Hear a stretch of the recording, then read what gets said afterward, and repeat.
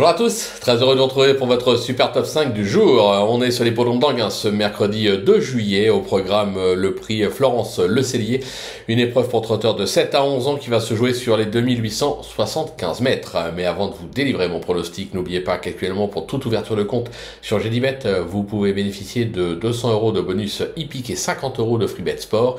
N'hésitez pas également à vous abonner à notre chaîne en activant toutes les notifications. Pour cela, vous allez cliquer dans la cloche, une chaîne sur laquelle vous me retrouvez au travers de mon super top 5, mais également de mes cotes et cotes pour la réunion principale, un course par course dans lequel je vous délivre 2 sélections par course.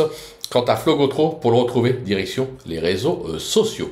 Allez, sans plus attendre, je vous délivre donc mon pronostic et restez bien avec moi jusqu'à la fin de l'émission pour connaître mes impasses. En tête, ce sera le numéro 4, Hyacinthe d'Égypte, le numéro 6, Implora-Mosin, le 13, Grégor, le 8, Grand Trio Ludois, le numéro 10, Hasard d'érable et enfin le numéro 2, Feu de révolte. On passe à l'analyse, c'est parti avec ma pépite, donc Hyacinthe d'Égypte, qui n'a cessé de s'illustrer durant le second semestre 2024 et a gardé ce même rythme depuis le début de l'année. Ce fils de Rancho GD a notamment remporté son événement début janvier à Vincennes et reste sur une probante deuxième place à ce niveau dans le prix Kissa.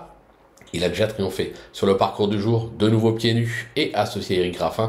Il doit, à mon sens, jouer la gagne. Le coup de cœur, le 6, Implora-Mosin, traverse une belle passe à l'image de ses deux dernières sorties avec une deuxième place à Vincennes et une troisième place à Toulouse. Cet élève de Jean-Philippe Duchesne s'est déjà illustré à ce niveau avec une deuxième place dans une étape du GNT en 2024 à Saint-Galmier. Elle n'a jamais déçu, associé à Alexandre Abrivard en 7 sorties.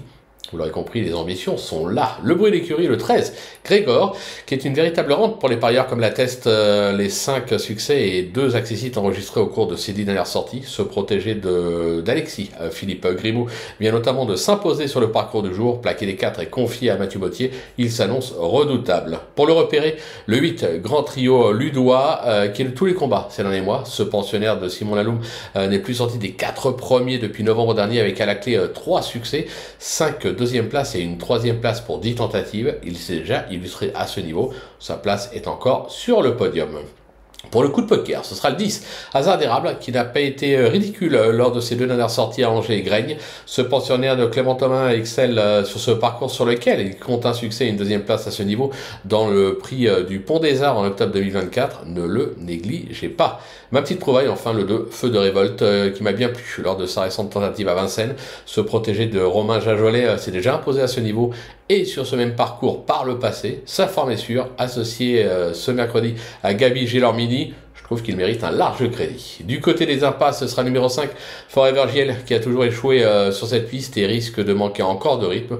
J'écarte également le numéro 9, Inshot Jocelyn, qui reste trop inconstant dans ses performances. Voilà, tout est dit, ou presque. Maintenant, c'est à vous de jouer, sans oublier que sur Genebet, on peut jouer en fractionné. Bonne nouvelle, j'intègre la centrale du journal Génie-Course. Vous pourrez y retrouver mon pronostic tous les jours. Voilà, tout est dit, ou presque, comme je vous le disais. Maintenant, bon jeu à tous et rendez-vous dès demain pour un nouveau Super Top 5.